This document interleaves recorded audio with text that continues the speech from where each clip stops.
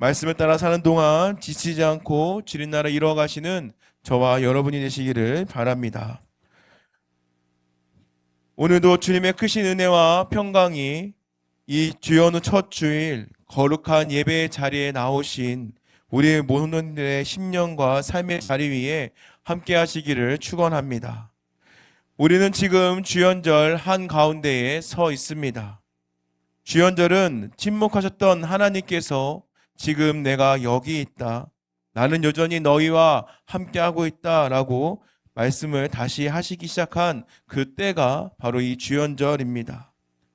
오늘 우리가 함께 읽은 이 말씀은 예수님께서 30년의 조용한 시간을 마치시고 인류 구원의 역사를 시작하시는 바로 그 첫 장면입니다. 오늘 그 무대는 요단강입니다. 이 요단강은 잔잔하고 아름다운 장소가 아니고 광야를 가로지르며 거칠고 메마른 강입니다. 그리고 이 요단강은 생존의 고단함과 그리고 긴장이 서려 있는 자리였습니다. 이 시대 현실도 그렇습니다.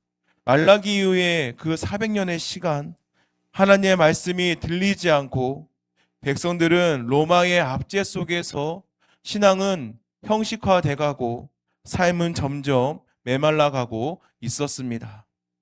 그래서 사람들의 마음속에 이러한 질문들이 자리를 잡았습니다. 하나님은 지금도 우리를 보고 계시는가? 하늘은 혹시 닫혀 있는 것은 아닌가라는 그러한 질문들이 이 시대를 살아가는 사람들에게 있었습니다. 그래서 이러한 질문들을 안고 광야로 나아왔고 그리고 요단강에 내려온 것입니다. 그들에게 이 요단강은 자신의 더러워진 과거를 흐르는 물에 흘려보내고 또한 죄로 얼룩거진 바로 그 옛삶을 씻어내는 새롭게 다시 시작하고 싶은 간절한 소망의 장소였습니다. 그래서 그들은 죄를 고백하며 자신의 몸의 전체를 잠기고 다시 일어났습니다. 그런데 그들에게 필요한 것들은 계속해서 더 해야 되는 회개인 것이 아니라 위로부터 임하는 은혜라는 사실이 그들에게 필요한 것임을 그들은 깨닫고 있었습니다. 바로 그때에 예수님께서 그 강물 속으로 걸어 들어오고 계십니다. 죄를 고백했던 그 사람들 사이로 아무런 죄가 없으신 예수님께서 바로 그 자리에 서신 것입니다. 그리고 물에서 올라오시는 순간에 하늘이 열리고 또한 그 가운데에 성령이 임하시는 그 사건이 바로 우리가 알고 있는 바로 이 요단강에서의 예수님의 장면입니다. 침묵하였던 그 당시에 이제는 하늘의 음성이 들려옵니다. 그 음성은 권위만 있는 음성인 것이 아니라 사랑의 음성으로 들려온 것입니다. 예수님께서 세례받으시는 이 장면은 인간의 역사 속에서 하나님의 구원의 역사가 다시 열리는 순간입니다. 끊어져 있던 하늘과 땅이 연결되어 있는 모습이기도 하고 또한 이것은 하나님과 인간 사이에 가로막고 있던 그 장벽이 무너지는 순간입니다. 그래서 오늘 말씀은 오늘 우리에게 분명하게 선포합니다. 예수 그리스도 안에서 하늘은 이미 열렸습니다. 그리고 오늘 이 예배 자리가 우리 각자의 요단강의 자리입니다. 막혀있던 이 삶의 자리에서 다시 하늘이 열리는 그 은혜를 경험하는 시간이 되시기를 바랍니다. 그래서 이 시간을 통하여 우리 성도님들의 영혼 위에 하늘의 빛이 쏟아지고 그리고 길을 인도하시는 주님의 음성을 듣는 그러한 분명한 시간이 되시기를 소망합니다. 첫째는 하늘의 뜻은 나의 기준을 내려놓을 때에 흐르기 시작합니다. 13절과 14절 말씀입니다. 이때에 예수께서 갈릴리로부터 요단강에 이르러 요한에게 세례를 받으려 하시니 요한이 말려 이르되 내가 당신에게서 세례를 받아야 할 터인데 당신이 내게로 오시나이까? 갈릴리로부터 오신 예수님께서 이제는 요단강에서 요한에게 세례를 받으시려고 하자 이 요한이 예수님을 만류합니다. 그리고 단호하게 말합니다. 제가 예수님에게 세례를 받아야 하는데 예수님께서 왜 제게로 오시는 것입니까? 라는 것이죠. 이 말은 틀린 말도 아니고 또한 무례한 말도 아닙니다. 요한은 예수님의 거룩하심을 알아보았습니다. 죄가 없으신 분임을 직감했던 요한이었습니다.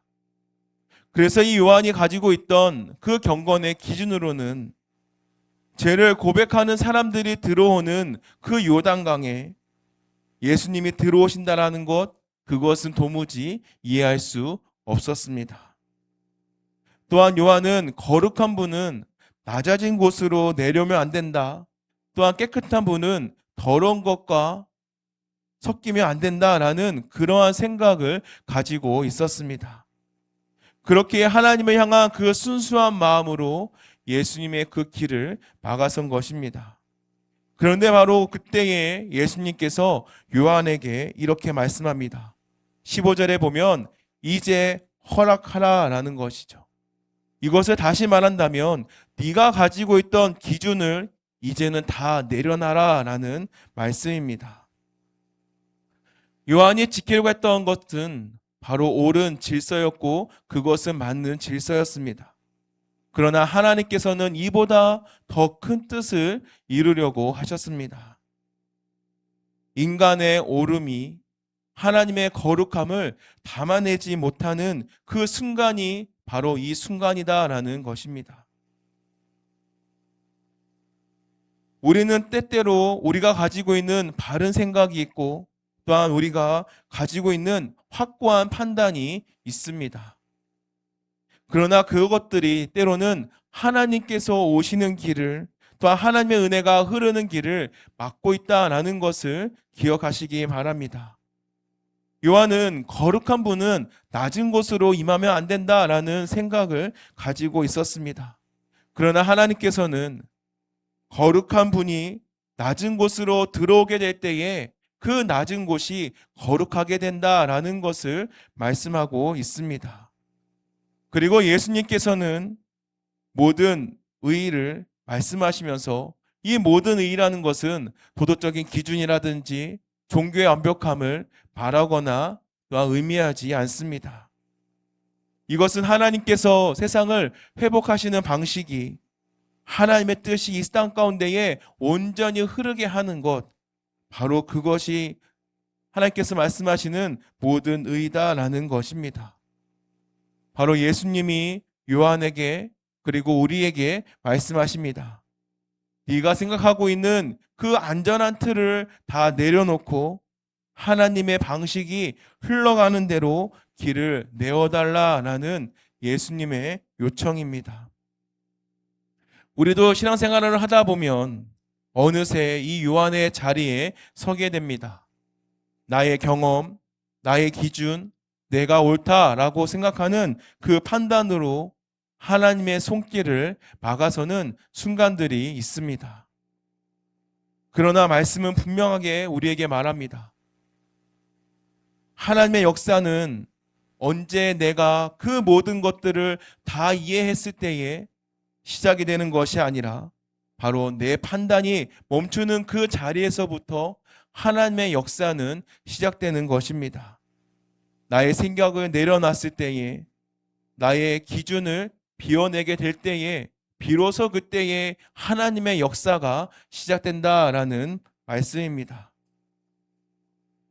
물이 높은 곳에서 낮은 곳으로 흘러가는 것처럼 또한 하나님의 은혜는 우리의 비워진 마음을 향해서 흘러오고 있습니다. 그래서 예수님께서는 요단강에서 자신이 몸소 그 실천된 모습을 보여주신 것입니다. 바로 하나님의 뜻이 흐르도록 자기 자신을 맡기신 바로 그 장면이다라는 것이죠. 그래서 오늘 말씀에서 우리도 이제 허락합니다. 내 생각보다 주님의 뜻이 흘러갈 수 있도록 나의 기준을 내려놓습니다라는 그러한 고백이 되어지기를 소망합니다. 이러한 고백이 나오지는 그 순간이야말로 하나님의 뜻이 우리의 삶 가운데 통하여 흘러가는 바로 그 시작이다라는 것을 기억하시기 바랍니다. 그때에 우리를 향한, 우리의 인생을 향한 하나님의 뜻이 바로 그 자리에서부터 새롭게 펼쳐질 줄 믿습니다. 둘째는 세상을 이기는 힘은 성령의 온유함에 있습니다. 예수님께서 요한의 손에 이끌려서 물속에 잠기셨다가 올라오는 그 순간입니다. 16절 중간의 말씀에 보면 하늘이 열리고 하나님의 성령이 비둘기같이 내려 자기 위에 임하심을 보시더니 라는 말씀입니다. 이 장면은 하나님께서 어떠한 방식으로 이 세상을 이기시는지를 우리에게 분명하게 보여주고 있는 말씀입니다. 이 당시에 요단강에 놓여있던 현실은 평화로운 종교의 공간이 아니었습니다. 바로 로마의 그 억압에, 또한 로마의 권력이 온 땅이 짓눌려 있던 현실이다라는 것이죠. 창과 칼이 질서를 만들고 그리고 힘 있는 자가 정의를 말하였던 시대였습니다. 로마 제국의 상징이 무엇인지 아십니까? 바로 독수리입니다. 독수리는 하늘을 가르며 올라와서 그 강한 발톱으로 먹이를 낚아채듯이 바로 세상은 그 힘을 숭배하고 있었습니다. 그런데 하나님께서는요, 전혀 다른 방식으로 이 세상을 다스리십니다. 하늘에서 내려온 성령, 그것은 독수리처럼 외압적인, 권위적인 권력의 모습인 것이 아니라 바로 비둘기였다라는 것이죠. 비둘기는 힘을 과시하지 않습니다.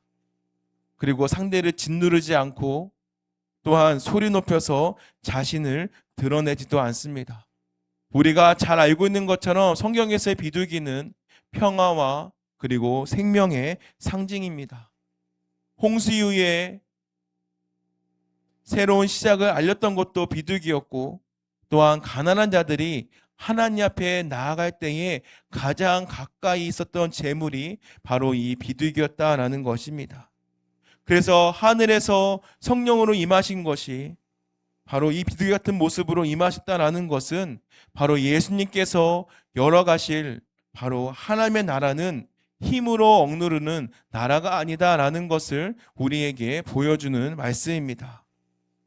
칼로 다스리고 위압으로 복종시키는 방식으로는 결코 세상을 새롭게 할 수 없다라는 것이 하나님의 말씀입니다.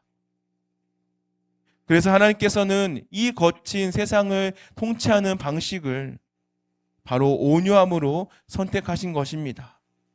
그리고 그 온유함을 성령의 모습으로 예수님의 그 위에 부어주신 것입니다. 우리는 자주 착각합니다. 우리가 더 강해져야 이길 수 있고 우리가 더 날카로워져야 버틸 수 있다라고 생각합니다.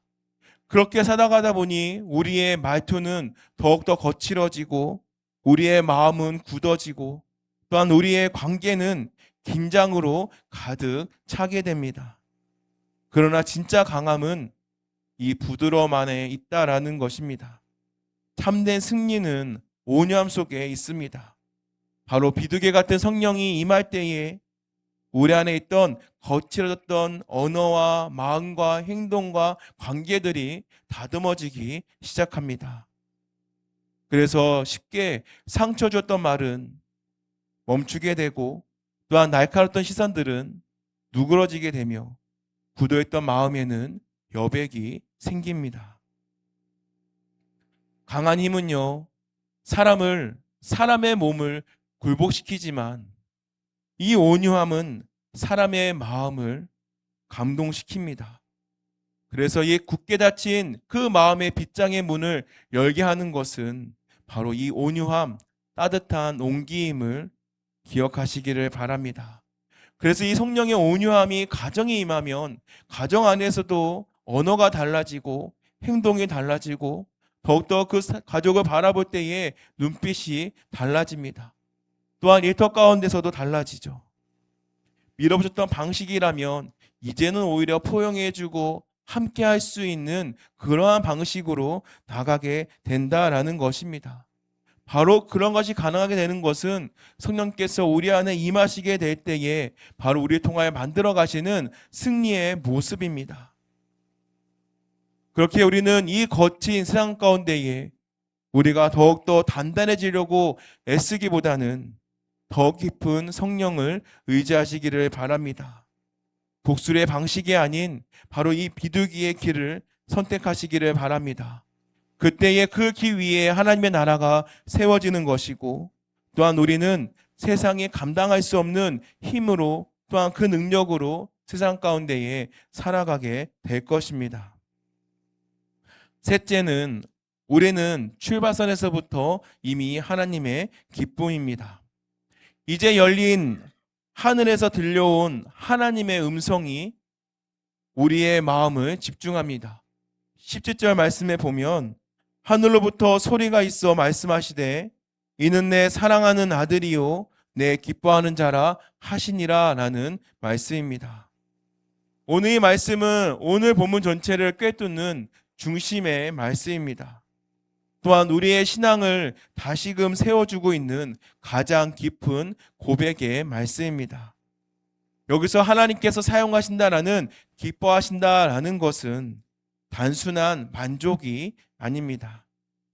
그 존재를 바라보는 것만으로도 나의 마음이 벅차오르는 상태고 또한 숨길 수 없는 만족과 즐거움이 바로 27절에서 말하고 있는 기뻐한다라는 뜻입니다.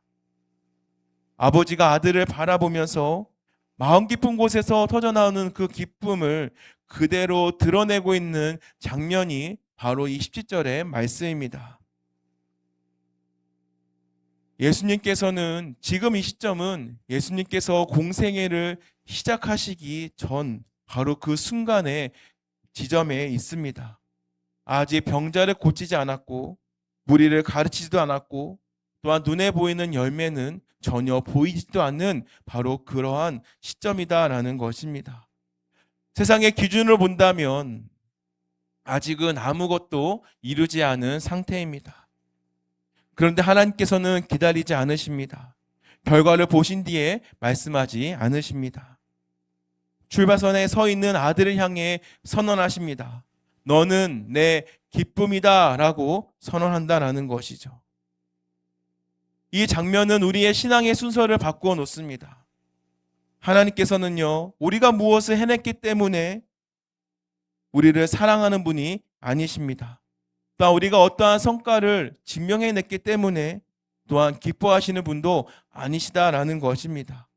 하나님께서는 그저 우리의 존재 자체를 기뻐하십니다. 아들이기 때문에, 딸이기 때문에, 자녀이기 때문에 기뻐하신다라는 것이죠. 그러나 우리는 신앙생활을 하면서도 이러한 순서를 자주 뒤바꾸며 살아가는 모습을 보게 됩니다. 더 잘해야 사랑받을 것 같고, 더 애써야 인정받을 것 같고, 또한 부족한 모습 때문에 때로는 하나님 앞에 나아갈 때에 고개를 떨구며 때로는 하나님 앞에 나아가기도 한다라는 것입니다. 그렇게 될 때에 우리의 신앙은 자유하지 못하고 부담이 되고 그리고 기쁨이 아니라 그때부터는 이 신앙은 긴장의 연속이 된다라는 것입니다. 마치 결승선을 통과해야만 박수를 받을 수 있는 사람처럼 자기 자신을 계속해서 몰아붙이게 된다라는 것입니다. 그런데 이 요단강 위에서 하나님의 음성은 분명합니다. 사랑은 결과 이후의 보상인 것이 아니라 출발을 그냥 하게 하는 선언이다라는 것입니다. 저는 지금 강대상에서 말씀을 전하고 있는 목사이기도 하지만 저는 또한 두 딸의 아빠이기도 합니다. 저는 이 두 딸을 키우면서 조금씩 하나님의 마음을 알아가고 있습니다. 아이들이 저보다 먼저 잠들거나 또한 제가 새벽 기도로 나오게 될 때에 아주 가끔 아이들의 방문을 열어봅니다. 열어보면은 이불을 걷어차고 고나게 자고 있는 모습을 봅니다. 그럴 때에 저절로 이 아빠의 미소라는 게 피어난다라는 것을 느끼게 될 때가 있습니다.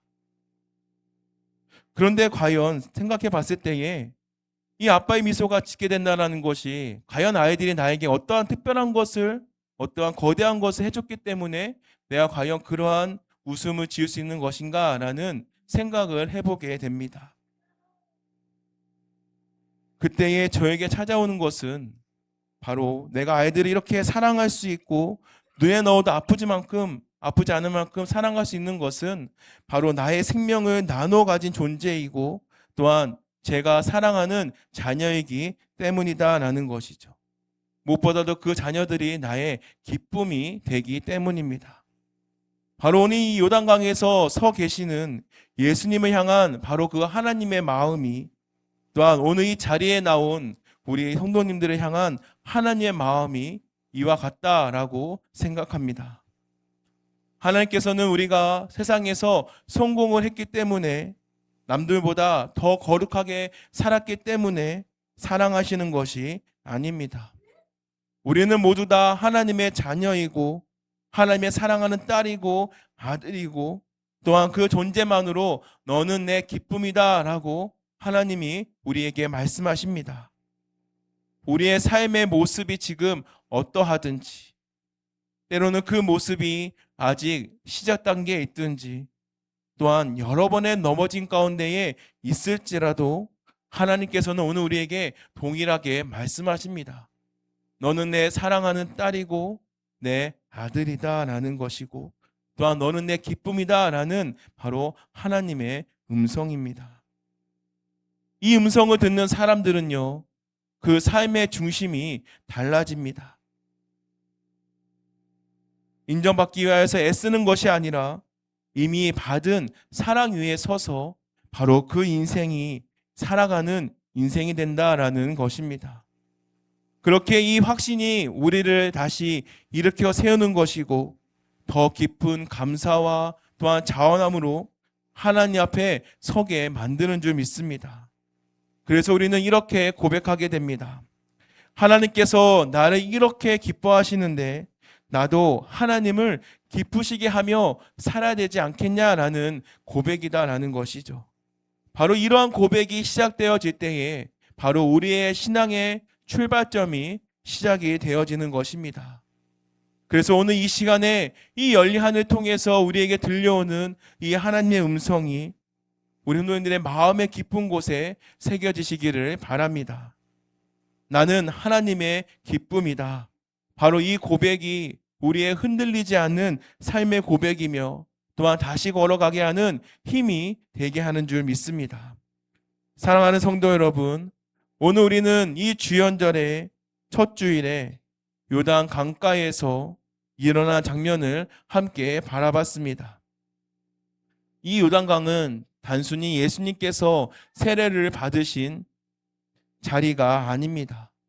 닫혀있던 하늘이 열리게 되고 또한 하나님과 인간 사이의 그 침묵이 바로 거치는 결정적인 장면이 바로 이 요단강에서 예수님께서 세례를 받으셨던 또한 그 이후의 모습이다라는 것입니다.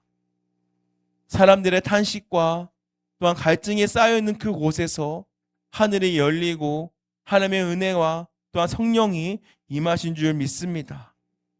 우리는 이 말씀을 통해서 그동안 우리가 붙잡고 있었던 나의 삶의 기준들 또한 나의 익숙한 판단들 때로는 그것들이 하나님의 길을 막아서는 것이 아니었는지를 돌아보시기를 바랍니다. 그리고 또한 예수님께서는 낮은 자리로 내려가셨습니다. 그리고 그 가운데에 하나님의 뜻의 길을 여셨습니다. 바로 내 생각을 내려놨을 때에 주님의 생각이 흘러가게 되었고 또한 그 은혜로 우리는 지금까지도 살아가고 있음을 고백하시기를 바랍니다. 우리가 세상을 이기는 방식, 그것은 내가 가진 권력, 내가 가진 학식, 내가 가진 물질인 것이 아니라 바로 이 성령의 임재함, 또한 그 온유함으로 이 세상을 이겨낸다라는 것을 명심하시기를 바랍니다. 그래서 내가 가지고 있는 것들은 다 내려놓고 또한 주님께서 부어주시는 그 온유함으로 세상을 날마다 이겨나가시기를 바랍니다. 또한 출발선에 선 예수님은 우리를 향해 너는 내 기쁨이다 라고 선언하셨습니다. 그 음성이 계속해서 우리의 삶 가운데에 들려오시기를 바랍니다. 이번 또한 새롭게 시작되는 한 주간의 삶을 통하여서 너는 내 기쁨이다, 너는 내 사랑하는 아들이고 딸이다 라는 그 음성이 날마다 들려오고, 또한 그 음성을 통하여서 날마다 동행하며 더욱더 주님의 그 사랑 안에 감싸여져 살아가는 저와 여러분이 되시기를 바랍니다. 또한 더 나아가서는 세상 가운데에 이 기쁨이 되는 존재, 또 이렇게 여겨주시는 하나님을 전하며 또한 그런 발걸음을 살아가는 저와 여러분이 되시기를 주님의 이름으로 축원합니다. 주신 말씀을 기억하며 함께 기도하겠습니다.